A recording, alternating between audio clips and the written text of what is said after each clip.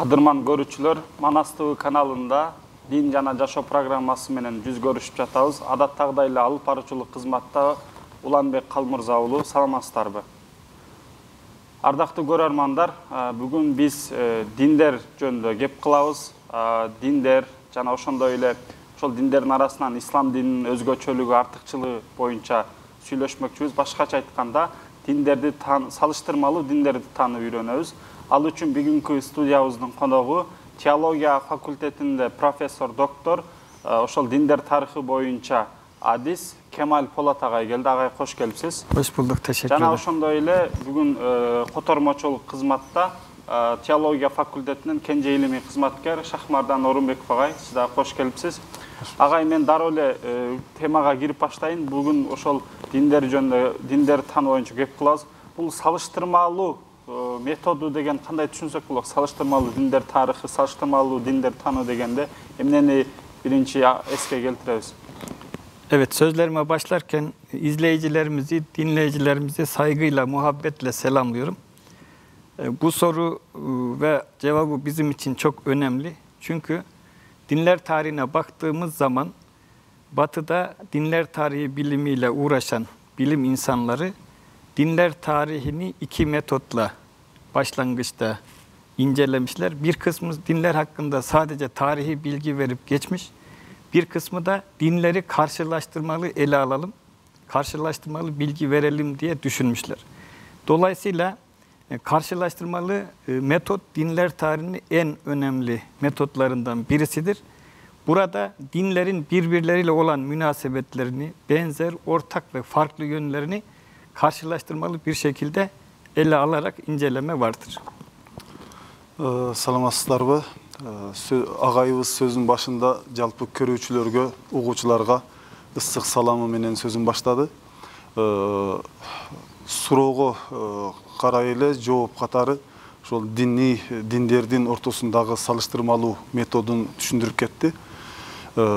Батыш изилдөөчүлөрдү мисалга алды. Батыш изилдөөчүлөрү ошол диндерди салыштыруу жолу менен үйрөнүүнү жана ошол динди үйрөнүүдө салыштыруу жолу жана бири-бирине жөн эле тарыхын эле жазып кеткен эки көз караш бар дейт.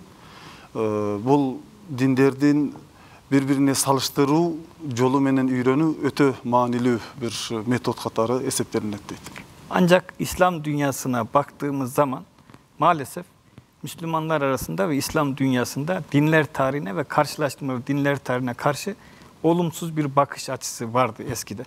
Şimdi de sürdürenler var. Ancak görüyoruz ki, diyebiliriz ki dinler tarihini karşılaştırmalı olarak ele almak hem çok faydalı hem de İslam'a uygundur. İslam bilim insanları, Müslüman dinler tarihçiler, dinler tarihi bilimini yaparken karşılaştırmayı kullanmışlar. Bunun önemini bilmişler. Nitekim Hasan el-Nedvi bu konuda şöyle çok güzel bir ifadede bulunmuş. Diyor ki, mukayeseli çalışmaya olan ihtiyaç büyüktür. Çünkü Müslüman mukayese yapmadıkça İslam'ın, dolayısıyla İslam vasıtasıyla Allah'ın insanlara verdiği nimetin hakkıyla farkında olamaz, değerini bilemez.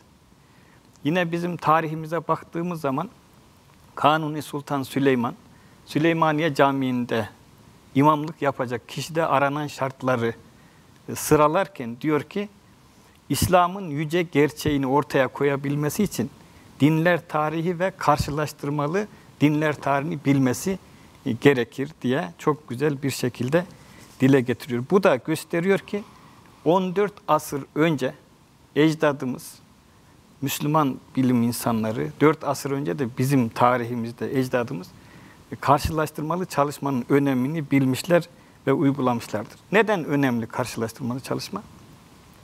Biz İslam'ı diğer dinlerle karşılaştırmalı ele alırsak İslam'ı daha iyi anlarız. İslam'ın değerini daha iyi kavrarız. Dolayısıyla Müslümanlar İslam'ı daha iyi benimserler, daha güzel yaşarlar. Bizim Anadolu'da çok güzel bir söz vardır. Der ki, ev gör evini beğen, köy gör köyünü beğen. Ben de öğrencilerimize dinler tarihinin önemini kavrasınlar diye ekleyerek din gör, dinini beğen diyorum. Agayыбыз ошо салыштырмалуу диндерди салыштырмалуу методун ачыктоодо негизи ошол диндердин ортосундагы окшоштук жактары анан ар түрдүүлүк жактарына назар салып туруп бири-бирине салыштыра турган болсок өзүбүздүн динибизди дагы жакшы түшүнөбүз деген мааниде сөз айтты. Негизи дейт ислам дүйнөсүндө, ислам ааламында ушул диндерди бири-бирине салыштырып туруп үйрөнүүнү biraz çettетип коюшат дейт. Болбосо көпчүлүк ислам аалымдары илгеритен эле ошол диндерди бири-бирине салыштыруу жолу менен динди түшүндүрүшкөн дейт. Ошолордун катарында Хасан Надви деген киши ошол диндерди бири-бирине салыштырып туруп динди үйрөнүүнү аябай маанилүү иш катары карап, эгерде башка бир динди башка бир динге, өзүбүздүн динибизге салыштыра турган болсок, анда өзүбүздүн динибиздин бартуулугун, анын кадырын дагы жакшыраак түшүнөбүз дейт. Буга мисал катары дейт, Кануни Сулайман Султан мечитинин имамында болушу керек болгон бир сыпаттар жөнүндө сөз кылынганда, изилдөөлөр жүргүзүлгөндө, ошол жерде дагы айтылган сөз бар дейт. Диндерди салыштыруу, бири-бирине диндерди салыштырып туруп, өзүбүздүн динибизди жакшы түшүнүү деп айтылат дейт. Сөздөрүнүн аягында агай дайыма ушул сөздү илгертеден эле ата бабаларыбыз колдонуп келген дейт. Айылды кара, айылга барып назар сал, өзүңдүн айылыңды. Башкалардын айылын карап туруп, өзүңдүн айылыңдын кадырын көр, кооздугун көр. Шаарды карап, ошол шаарды карап туруп, өзүңдүн шаарыңдын көрктүүлүгүн көр. Студенттериме дайыма айтам дейт, башкалардын динин карап туруп, өзүңдүн диниңди сүйөсүң, кадырын билесиң деген таризде сөз кылып өттү. Ооба, бул агай бул сөзүңүздү биз да аябай көп колдонобуз, чындап эле өзүбүздүн жашообузда караганда делечи, башка бир жерде эле тура бербей, башка үйдү, башка айылды, башка өлкөгө барганда ошо өзүңдүн өлкөңдүн болсо, өзүңдүн айылыңдын баркын, кадырын билесиң да, чындап элечи. Анан сиз ушул салыштырмалуу диндер тарыхын методун айтып кеттиңиз. Эми ошол салыштырмалуу методун колдонуу менен ислам дининин орду кандай? Мисалы, ислам ишеним негиздери башка диндердеги ишеним негиздеринин өзгөчөлүктөрү жана артыкчылыктары эмне дагы? Evet, çok teşekkür ederim. Şimdi dinlere baktığımız zaman ancak burada şunu söylerim. Biz bu kısa zamanda bütün dinleri ele alıp açıklamamız mümkün değil. Burada biz ilahi kaynaklı dinleri baz alarak İslam'ın Yahudilik ve Hristiyanlıkla olan münasebetlerinden bahsediyoruz. Bu manada baktığımız zaman inanç sistemi olmayan, kredosu, iman esasları olmayan din yoktur. Bu üç dinin dışında dinlerin de inanç sistemleri vardır. Ancak bu dinlere baktığımız zaman başlangıçta ne Yahudiliğin ne de Hristiyanlığın kutsal kitabında ve dinin özünde iman esasları, inanç formülü yoktur. Sonradan dile getirilmiş, sonradan ortaya konmuştur. Mesela Hristiyanlıkta bu inanç esasları konsillerle belirlenmiştir. Yahudilikte de Musa İbni Meymun'un 13 maddelik iman formülüyle Yahudiliğe bu iman esasları girmiştir, açıklanmıştır. İşte burada tek istisna İslam'dır. İslam'ın inanç esasları, iman esasları hem Kur'an-ı Kerim'de hem de sahih sünnette 14 asır önceden belirlenmiş. Kur'an'da ve sünnette belirlenen iman esasları başta İmam-ı Azam Ebu Hanife olmak üzere İslam alimleri tarafından yayılmıştır, anlatılmıştır ve öğretilmiştir. Demek ki diğer dinlerin iman esasları özünde ve kutsal kitabında bulunmadığı sonradan ortaya çıktığı halde İslam'da başlangıçta Kur'an ve sahih sünnette belirlenmiştir. Суроого карай эле ошол агайыбыз ыймандын негиздери жөнүндө сөз кылып өттү. Биз бул суроонун алкагында бардык диндерди ушул жерде, ушул аз убакыттын ичинде баарын түшүндүрүп берүүбүз мүмкүн эмес дейт. Ошол себептен биз бир үч динди теңири дин деп дагы айтсак болот. Кудайдан түшкөн, Кудайдан жөнөтүлгөн диндер, булар Яхудилик, Христиандык, анан Ислам дини. Мына ушул диндерде ислам иман негиздери бар дейт. Бирок Яхудиликте, Hristiyanlıkta kiyinçerek oşol tüptöçülөр tarafından, oşol öküldörü tarafından kolunday yazılıp emek kılıngan deydi. Al emi İslam dininde 14 kılım murda ile ıyık Kur'an-ı Kerim'de толыққанды ошол иман негиздери bir системага түшүрүлүп жазылган. Ал ыйык хадистерде дагы толугу менен бекитилген дейт.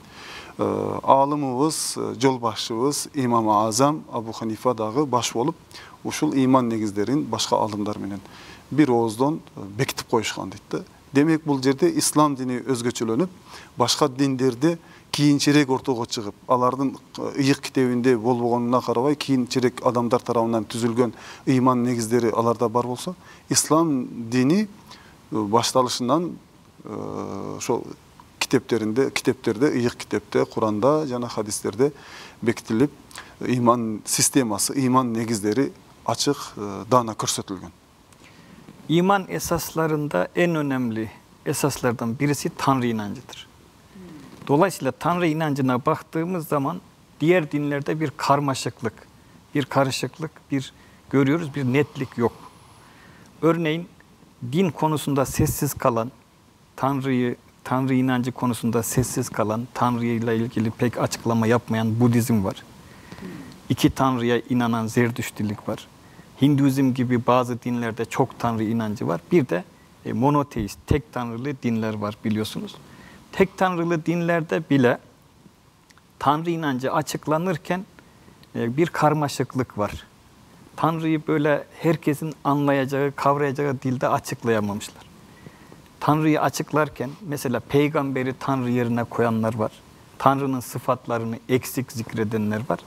Bu noktada baktığımız zaman yine İslam istisna oluşturmaktadır. Çünkü İslam'ın Allah inancı herkesin kavrayabileceği, anlayabileceği ve hayatına uygulayabileceği sadelikte anlatılmıştır. Allah tarafından Kur'an-ı Kerim'de Allah inancı bu şekilde sade ortaya konmuştur. Ошол Кудай түшүнүгү боюнча агайыбыз ачыктоо жасады. Негизи дейт ошол Кудай түшүнүгү İslam'dın, imandın negizleri degen suroonun артынан жолго чыга турган болсок, негизи кээ бир диндерде Кудай түшүнүгүн мындай жаап жашырып, ошону түшүндүрбөгөн диндер да бар дейт. Мисалы Зардуштар, андан сырткары кайсыл Буддизм демени.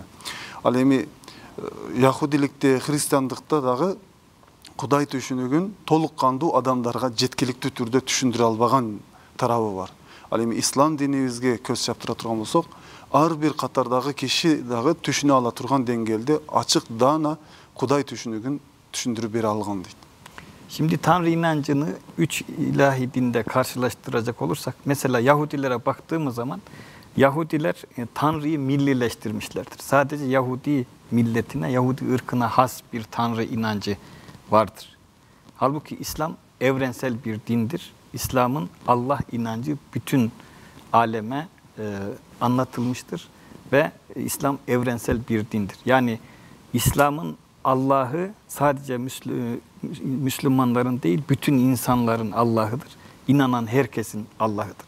Ama Yahudilik sadece Yahudi ırkına Tanrı'yı has kılmıştır. Yine mesela Yahudiler Tanrı'ya insani bir takım sıfatlar yakıştırmışlardır. Örneğin Yahudilikte Tanrı'nın dünyayı, kainatı yaratırken 6 gün çalışıp kainatı yarattığı, yorulduğu ve 7. gün dinlendiği söylenir. O yüzden cumartesi günü Yahudilikte ibadete tahsis edilmiştir. İşte mesela çalışmak, yorulmak, dinlenmek. Mesela yine Yahudilikte Tanrı'nın insanlarla güreştiğinden bahsedilir. Bunlar insani, beşeri sıfatlardır. Yahudiler bunu Tanrı'ya yakıştırmakta bir beis, bir sakınca görmezler. Hristiyanlığa geldiğimiz zaman, Hristiyanlıkta da bildiğiniz gibi teslis inancı var. Hristiyanlar Tanrı'nın 3 olduğuna, Baba, Oğul ve Kutsal Ruh, üçlü bir Tanrı anlayışına sahiptirler. Burada da şöyle bir sıkıntı var. Bize göre peygamber ve insan olan Hazreti İsa'ya Tanrı dedikleri zaman Tanrı'ya haksızlık edilmiş oluyor. Tanrı'nın konumu düşürülüyor, insanın konumu yükseltiliyor. Biraz sonra İslam'ın inançta adaletinden bahsedeceğiz. Dolayısıyla Hristiyanlıkta da böyle bir durum var. Yani üçlü Tanrı anlayışı var. Her üçü de eşit derecede Tanrı ama görev bakımından ayrılır demektedirler. Teslisi izah edemezler o yüzden. O yüzden Hristiyanlar derler ki teslis inanılması zorunlu, izah edilmesi güç olan bir sırdır. Agayыбыз ошо Кудай түшүнүгү боюнча башка диндерге салыштырып туруп Кудай түшүнүгүн ачыктап өттү. Мисалы дейт, Яхудиликте Кудай түшүнүгү улутташтырылган дейт да. Бир улутка таандык бир түшүнүк. Мындайча айтканда, Яхуди ишениминде ошо Кудайга ишенүү үчүн Яхуди болуш керек. Яхуди болбостон туруп башка бир улутка ээ болсоң, башка бир улуттан болсоң, анда Яхудилик бир динин кармана албайсың. Андан ошол эле учурда Яхудиликте Кудайга инсандык бир сыпаттарды дагы жабыштырган. Мисалы, Кудай менен адам күрөшкөндүгү жөнүндө Кудайга инсандын сыпаттарын берип койгон. Бул такыр туура эмес түшүнүк болуп эсептелинет. Анан христиандыкта болсо үч кудайлуулук түшүнүгү бар. Мына ушул үч кудайлуулук түшүнүгүн адамдарга түшүндүрүп атып, аны толук кандуу түшүндүрө албаган жактары бар. Пайгамбардын күчүн Кудайдын күчү менен бирдей кылган көрүнүшү бар. Ошо мындайча айтканда үч кудайлуулук түшүнүгү. Ал эми ислам дининдеги Кудай түшүнүгү бул жалпылыкты бардык дүйнө жүзүндөгү бардык адамдардын кайсы катмарда болбосун, бардык адамдарда Кудай түшүнүгү бирдей. Кудай жалгыз дегенди билдирет деп айтылат. Bu açıdan mesela İslam'ın Allah inancına baktığımız zaman bildiğimiz gibi İslam tevhid dinidir. Cenab-ı Hak Kur'an-ı Kerim'de buyuruyor ki Allah'tan başka ilah olsaydı yeryüzü fesada uğrardı. İslam'da Allah inancı bakımından baktığımız zaman inançta adaletin sağlandığını görürüz. İnançta adalet nedir? Biliyorsunuz adalet hak sahibine hakkını vermektir. Ve onunla ilgili olmayan bir şeyi ona isnat etmemek. Onun sıfatı olmayan bir şeyi ona sıfat yapmamaktır. Örneğin adaletin karşıtı zulümdür. Kur'an'da şirk en büyük zulümdür der, değil mi? İşte şirk en büyük zulümse tevhid en büyük adalettir. Allah'ı bir bilmek, tek bilmek, bütün sıfatlarıyla Allah'a yakışır şekilde bir Allah inancı İslam getirmiştir. Dolayısıyla inançta adalet Allah'a onun konumunu koruyacak şekilde, ona yakışır bir şekilde inanmak, peygambere yakışır şekilde inanmak, onun konumunu da korumak, evliyaya, diğer insanlara da ona göre değer vermektir. Bu açıdan baktığımız zaman İslam Allah inancına göre Allah'ın anne, baba, çocuk olması, doğması, doğurması mümkün değildir. Yahudiler Üzeyr Allah'ın oğludur deyip Allah'a oğul isnat ettikleri için adaleti bozmuşlardır. Hristiyanlar demin bahsettiğim gibi bize göre peygamber ve insan olan Hazreti İsa'yı Tanrı saydıkları için İsa'yı Tanrı konumuna çıkarmış, Allah'ın konumunu düşürmüşlerdir. Halbuki İslam'da dediğimiz gibi tevhid inancı vardır. Bir de Yahudiler Tanrı'yı Yahudilere hasretmiştir dedik. Bu bakımdan baktığımız zaman İslam evrensel bir dindir. İslam'ın Allah inancı bütün Allah alemlerin Rabbidir. Bütün insanların, canlıların Allah'tır. Кудай түшүнүгүнө ошол ислам динин менен назар сала турган болсок, ислам дининде жалгыз кудайлуулук түшүнүгү бар. Эгерде көп кудайлуулук боло турган болсо, ааламда башаламандык болмок. Ошол себептен жалгыз кудайлуулук түшүнүгү бул алдында турат. Ислам дининде Кудай түшүнүгү бул жалпылык түшүнүгү деп эвренсел деп айтылат. Ошол Кудай түшүнүгү, жалгыздык Кудай түшүнүлүгү исламда тавхид, адилеттүүлүктү чагылдырган бир көрүнүш дейт. Ал эми көп кудайлуулук бул исламда ширк катары көрүнгөндүгү үчүн бул адилетсиздик. Тагыраак айтканда, жалгыз кудайлуулук бул адилеттүүлүктү түшүндүрөт, ал эми көп кудайлуулук бул зулумдукту түшүндүрөт. Кудайга жарашыктуу бир сыпаттарды берүү бул адилеттүүлүк, Кудайга жарашпаган сыпаттарды берүү бул зулумдук болуп эсептелинет дейт.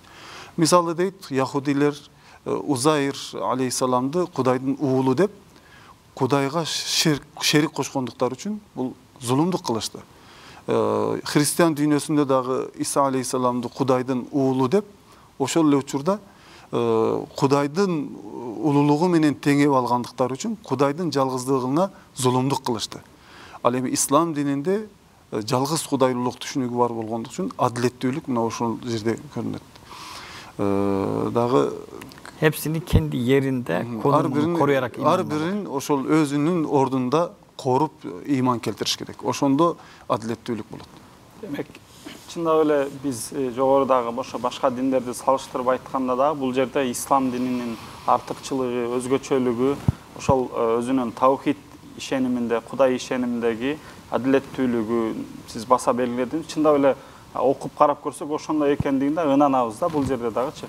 Анан сиз жогоруда айтып өттүңүз го, мисалы башка исламдын өзгөчөлүгүндө бул ишеним системасы бар депчи, мисалы бул аманту депчи, биз мусулманчылыкка киргенде, исламга киргенде аманту менен киребиз. Анан ушул башка диндерде кантип ошол диндерине киришүү болот? Анан ошол менен биргеликте исламдагы өзгөчөлүк жана артыкчылыктар боюнча да айтып өтсөңүз агай. Teşekkür ederim. Şimdi dinlere giriş merasimleri vardır. Bir dine girmek isteyen insana ne gibi bir şey yapmak lazım? Bu noktadan baktığımız zaman biliyorsunuz İslam'a giriş son derece kolay, Allah'la kul arasında olan ve her zaman gerçekleştirecek bir durumdur. Çünkü Müslüman olmak isteyen insan yalnız başına, dağın başında da olsa, okulunda, çarşıda, nerede olursa olsun kelime-i şehadet getirip Müslüman olabilir. Ama bir Yahudiliğe girmek isteyen olursa normalde Yahudi olmak için Yahudi anneden gelmek lazım. Yahudi anneden doğmak lazım. Yahudiler bir insanın Hristiyanlar gibi misyonerlik yapıp da bir insanın Yahudi olmasını çok önemsemezler. Bunun için çalışmazlar. Ama illa bir insan ben Yahudi olmak istiyorum derse onun için Yahudi olmasını düşünüyorsa ona bir takım samimiyet testleri uygularlar. Sen neden Yahudi olmak istiyorsun? Samimi misin, değil misin? Ne yapmaya çalışıyorsun diye sorarlar. Sonra onu belli bir sınavdan, imtihandan geçirirler. Ona çeşitli sorular sorarlar.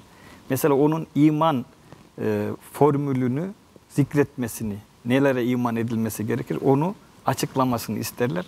Ama bu da Yahudilikte net değildir. İnsan Yahudiliği iman esasları nelerdir diye hepsini bir anda dile getiremez. Böyle zorlu bir hadise vardır.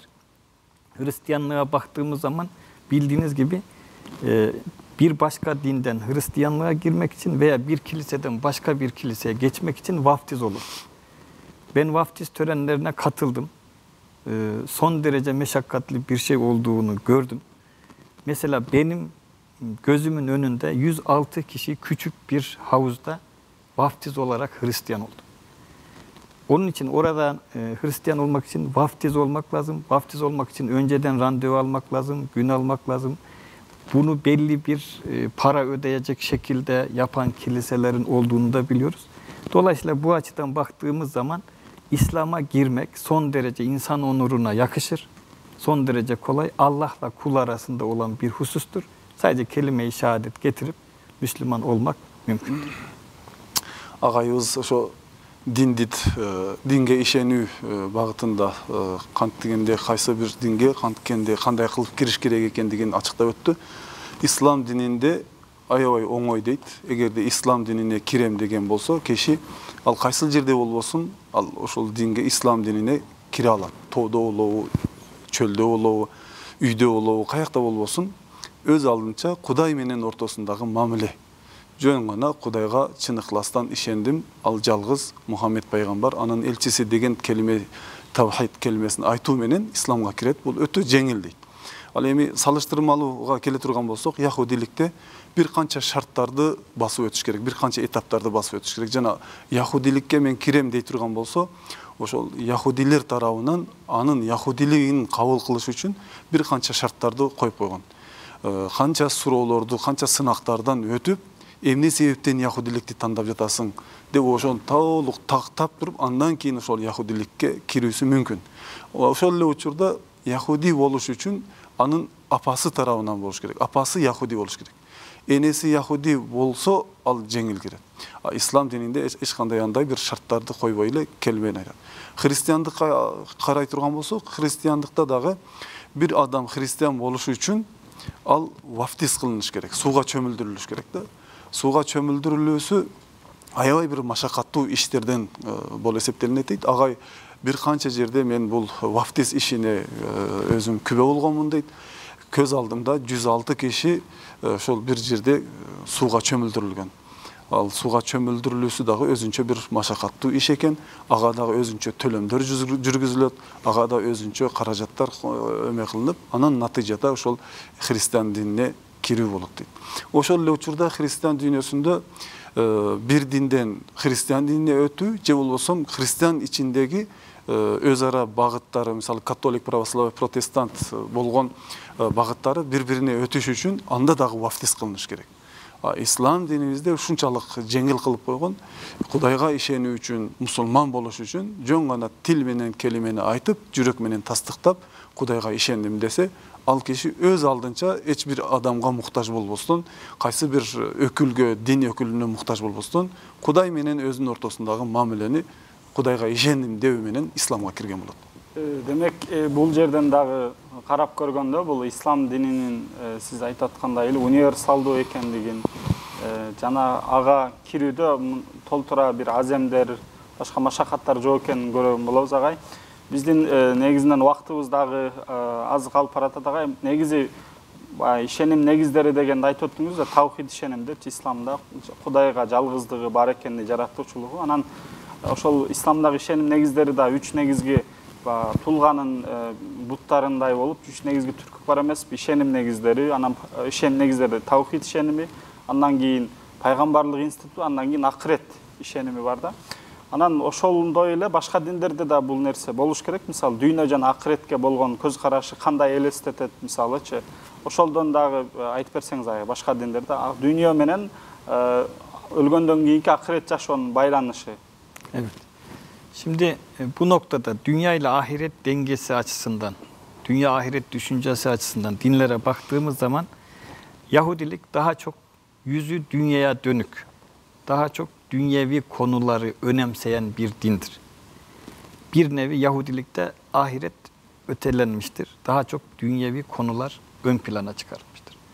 Hristiyanlığa baktığımız zaman tam tersini görüyoruz. Hristiyanlıkta dünyadan adeta el etek çekip ahirete yönelmiştir. Sadece ahiretle ilgili konuları gündeme getirip önemsemiştir. Müntesiplerine ahireti daha baskılı bir şekilde anlatmıştır. İncillere baktığımız zaman dünyayı yüvelenmiş güne benzetiyor. Güve içerisine güve girmiş, bozulmuş. Yüne benzetiyor. Yani değersiz bir şeydir diye düşünüyor. Dolayısıyla ahireti önemsiyor. İşte İslam her konuda olduğu gibi dünya ve ahiret anlayışı arasında da bu iki din arasındaki problemi çözmüş. Dünya ve ahiret dengesinin anlayışında orta yolu, dengeyi bulmuştur. Bu açıdan baktığımız zaman İslam sadece ahirette kurtuluşu değil, dünyada huzurlu ve mutlu olmayı da esas alır. Hem dünyayı önemsemiştir, hem ahireti önemsemiştir. Ahiretteki hayatımızın dünyadaki hayatımıza bağlı olduğunu, ikisinin beraber dengeli bir şekilde geçirilmesi gerektiğini öğretmiştir. Bu açıdan baktığımız zaman çok güzel örnekler vardır. Mesela Muhammed Kutup der ki, aslında İslam'da dünya ve ahiret diye bir ayrım yoktur. Bir başı dünyada, sonu da ahirette olan tek bir çizgi vardır. Dolayısıyla bir insan sabah kalkıp okuluna gittiği zaman, fabrikasına gittiği zaman, tarlasına, bahçesine gittiği zaman ben bugün dünya için çalıştım dememeli. Birisi de camiye, Kur'an kursuna gittiğinde ben bugün ahiret için çalıştım dememeli diyor. eğer sabah namazını kılmış, çoluk çocuğunun geçimini temin etmek için, ülkesi, vatanı, millet için işe gitmişse, fabrikaya gitmişse, eğitim yuvasına gitmişse o da ahiret için çalışmıştır diyor. Bir misal daha verelim buna. Biliyorsunuz dinlere çağırış biçimleri vardır. İbadete çağırış. Dinlerde ibadete çağırma biçimleri. Yahudiler şofar denilen bir boruya üfleyerek insanları havraya ibadet etmeye çağırırlar. Hristiyanlar bildiğiniz gibi çan çalarlar ve kiliseye ibadete insanları çağırırlar. İslam'da ezanla biz ibadete Müslümanları çağırıyoruz. Şah Merdan hocam her zaman ezan okuyor. Biliyorsunuz hayyâles salah, hayyâlel felah sözleri. Buradaki salah namaza gelin dendiği gibi geliniz dünyada huzurlu ve mutlu olmaya, koşun ahirette cennete girmeye diye çok anlamlı, çok derin ve çok önemli bir çağrı vardır. Yani İslam ibadete çağırırken bile dünya ve ahiret dengesini sağlamıştır. Agayыбыз ошо дүйнө жана ахирет жашоосун кандай түшүнүш керек экендигин диндерди салыштыруу жолу менен аябай сонун кылып түшүндүрдү. Мисалы дейт, яхудиликте дүйнө түшүнүгү, ахирет түшүнүгү биринчи орунга эмес, дүйнө түшүнүгү алдыга коюлат дейт да. Бул дүйнө негизги мааниге ээ. Бул дүйнөдө негизи жашап калыш керек. Бул дүйнөнү биринчи планга коет дейт да. Ал эми христиандыкта болсо, христиандыкта көбүнчө ахирет түшүнүгүн ортого коюп, ошо ахиретке басым жасалат. Дүйнө жашоосун экинчи планга коет, тагыраак айтканда такыр эле көңүл бурулбаган жагдайларда кездешет. Ал эми ислам динибиз тең салмактуулукту кармап, бул дүйнө жана ахирет жашоосун бирдей алып кетүүнү буйруган дейт. Ошол себептен мынакей ислам динибизде Мухаммад Кутуб деген bir алымдын пикирин айтты. İslam көз карашында бул дүйнө менен ахиретти бир сызык сыяктуу, бул дүйнөдө башталат, ахиретте уланат деген мааниде дайыма бул дүйнө жана ахиретти бирдей карманууну пикирин айткан деп айтылат. İslam динибиздеги ошол дүйнө жана ахирет түшүнүгү, İslam dinimizdeki dünya jana ahiret түшүнүгү бул бүтпөс түшүнүк. Мындайча айтканда, эрте менен турдуң бу, эрте мененки багымдат намазыңды окуп, андан кийин балдарыңды багуу үчүн, үй бүлөңдү багуу үчүн өзүңдүн жумушуңа, фабрикаңа, заводуңа, кайсы бир жумушуңа, талаңа барып жөнөшүң, бул дүйнөдөгү ишиң дагы, ахиреттеги ишиң дагы. Мисалы, бир киши мындай деп айтпасын дептир да. Ошол Мухаммад Кутубтун сөзүндө, бир киши мен мечитте кечке балдарга Куран үйрөтөм, намаз үйрөтөм, имамдык кылам, мен ахиретиме иштедим деп айтпасын. Бир киши ошол талаага чыгып, же болсо сода иштери менен алек болуп, же өзүнүн кесиби менен алектенип, мен бул дүйнөм үчүн иштедим дебесин. Жасаган ар бир иши бул дүйнөсү дагы, ахиретин дагы ичине камтыган бир маанини чагылдырат деп айтты. Demek bul жерден дагы ислам дининин дүйнө менен ахиретти бир баланс кылып, экөөнү параллель алып кеткендигин дагы көрсөк болот экен агай. Уландысын да айтып өтсөм кандай дейсиз? Жана азан маселесин чакыруу эмесин айтпадыбы? Агайыбыз ошо ар бир динде негизи чакыруу бар дейт. Мисалы, яхудиликте сурнай тартып туруп, өздөрүнүн ошо ибадаттарына чакырышат. Ал эми христиандыкта коңгуроо кагышат, жанагындай чиркөөлөрүндө дараң дурум өткүзүп. Ал эми ислам динибизде азан деген чакырык бар дейт. Азан чакырыгында хайя алас салах, хайя алал фалах деген сөздөр бар дейт. Салах деп намазга чакыруу менен, бул жерде ахиреттик бир ибадатка чакыруу менен, эй адамдар, бул дүйнөдө дагы бактылуу жашагыла, бактылуулукка келгиле деген чакырыгы бар дейт да. Демек ошол ислам дининдеги дүйнө жана ахирет жашоосу бул дүйнөдө дагы бактылуу болуп жашагын, ахиретте дагы Алланын ажыр сыйлыгына ээ болгон. Ал эми башка диндерде, мисалы яхудиликте жалаң гана бул дүйнөнү гана кууп, бул дүйнөдө биринчиликти алдыда жүрүүнү, христиандыкта болсо ахирет жашоосун алдыга коюп эме кылган деп айтылды. Биздики демек ислам бир баланс таап өтөт экен да. Анан агай аябай кызыктуу болуп атат. Мага да кызыктуу болуп атат. Чындап эле салыштырмалуу метод аябай пайдалуу экен. Биздин телегөрүүчүлөргө дагы ошондой болуп атат деп ойлойм. Бирок убакыт деген убакыт келип атат. Бирок могу акыркы суроомду узатсам агай. Эми ошол негизинен эле бүгүн ошо ишеним негиздери, пайгамбар ишеними, ахирет ишеними, Кудай ишенимдери жөнүндө айтып өттүңүз. Анан эми ушул диндердин баардыгы негизи адамга түшкөн да, негизи диндер адамдардын ал диндерге кирип жашасы үчүн да. Ошол диндердин жана анын ичинде исламдын инсанга, адамга болгон көз карашы, адамды кандай элестетет, ошо менен жыйынтыктасак агай. Teşekkür ederim. Evet, bana göre de İslam'ın diğer dinlerden en önemli farklarından birisi insana verdiği değer, insan onuruna verdiği değer ve bütün ibadetlerin, emirlerin insan onurunu koruyacak şekilde düzenlenmesidir. Çünkü İslam'a göre insan eşrefi mahlukattır. Kainattaki en şerefli mahluktur. Bütün her şey insanın hizmetine sunulmuştur. İnsanın iman etmesi, ibadet etmesi, Allah'a inanıp Müslümanca, insanca daha güzel yaşaması içindir. İslam insana bu kadar güzel önem verirken, insan onurunu korurken, şu an farkı şöyle söyleyebiliriz. Hristiyanlıkta biliyorsunuz her çocuk günahkar olarak doğar. Hristiyanlıkta asli günah, Hazreti Adem ile Havva'nın işlediği günahtan dolayı bütün Hristiyan bebekler dahi günahkar olarak doğar.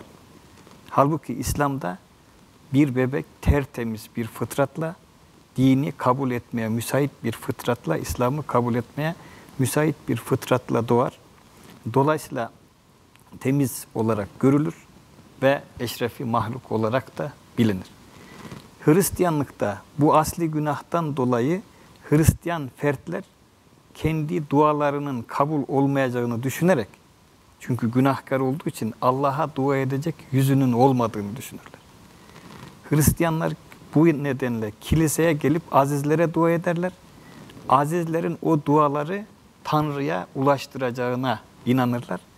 Dolayısıyla Hristiyanlar, demin söyledik, bize göre peygamber olan Hazreti İsa'yı Tanrı seviyesine çıkarınca bu sefer azizleri de peygamber seviyesine çıkarmış oluyor. Bu açıdan baktığımız zaman İslam'ın insan onuruna en çok önem veren bir din olduğunu rahatlıkla söyleyebiliriz. İslam dinimiz adam balasına özgöçe bir bağ veret, kadır bark tartulayt. İslam dinimizin köz karaşı menen adam balası akı hukuku korgolgon özgöçe bir köz karaşı menen aytılat. Буга салыштыра келе турган болсок, негизи İslam dinimizde ар bir төрөлгөн наристе таза, күнөөдөн арылган, Кудайдын эң сүйүктүү сүттөн ак мындайча айтканда таза bir абалда төрөлөт. İslam'da ошол бойдон балагатка жеткенден кийин анан күнөөгө ээ болот. Күнөө жасаса эгерде. Ал эми христиан дүйнөсүндө, христиан ишениминде ар bir төрөлгөн наристе аслый күнөө деп коет. Ошо адам ата бейиште күнөө кылгандыгы себеп болуп, ар bir төрөлгөн, кийинки төрөлгөн наристелер ар бири күнөөкөр bir абалда төрөлүп, жүзү кара болуп, ал түп-түз, түздөн түз Кудайга жалынып жалбара албайт. Ошол себептен алар өздөрүнүн ошол ыйыктарына, азиздерине барып туруп, чиркөөгө барып, ошолорго айтып, алар аркылуу Кудайга жалынып жалбарышат. Өздөрүнчө жалынып жалбарылыша албайт. Мына ошол себептен христиан ишениминде İsa aleyhisselamды Кудайдын ордуна коюп алгандыктары үчүн өздөрүнүн чиркөөдө кызмат кылган ошо азиздерин алар пайгамбардын деңгээлине чыгарып алышкан. Менин дуамды сен аркылуу кабыл кылгын деп. Ал эми İslam dinimizde андай нерсе жок. İslam dinimizde төрөлгөн ар bir наристе таза, бактуу, кадырлуу болуп эсептелет. İslam dinimiz adamga özgөчө баа берет. İslam'da sorumluluklar ferdidir. Herkes fert olarak kendisi iman eder, kendisi amel eder, kendisi kurtuluşa erer. Bir başkasının günahından sorumlu değildir ki bu önemli vurgulanması gereken bir husustur. İslam'da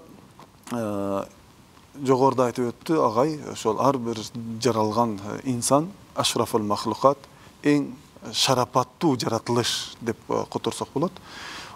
İslam dininde ар bir insan özünün жоопкерчилигин, özünün awalын Kuday menen суракка алынганда ар bir kişi özü жооп берет. кайсы бир өйдөдөгү же мурдакы же кийинки кишинин сурагына бир башка киши суракка тартылбайт. Рахмат агай, сиз бүгүн өтө кызыктуу маяк куруп бердиңиз. Ошол диндердин салыштырма методу, ошон менен бирге алардын Кудай ишеними, пайгамбар ишеними, акырет ишеними жана ошондой эле ошол адамдарга жиберилген инсанга болгон көз карашы боюнча кызыктуу, пайдалуу бир сухбат маяк кылып бердиңиз. Сиздерге чоң рахмат.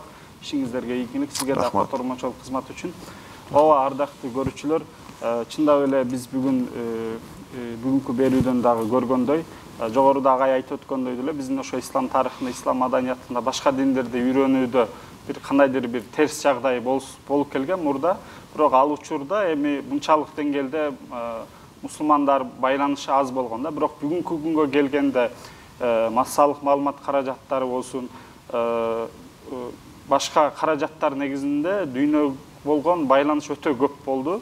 Ошондуктан башка диндерди дагы үйрөнүү бул замандын талабы. Ошол башка диндерди үйрөнгөндө биз өзүбүздүн диндин артыкчылыгын, өзгөчөлүгүн барктап, кадырын жетсек болот экен. Ошону менен бүгүнкү дин жана жашоо берүү соңуна чыкты. Бүгүнкү алып баруучулук кызматта Уланбек Калмырза болду. Кийинки берүүлөрдөн көрүшкөнчө сак саламатта туруңуздар.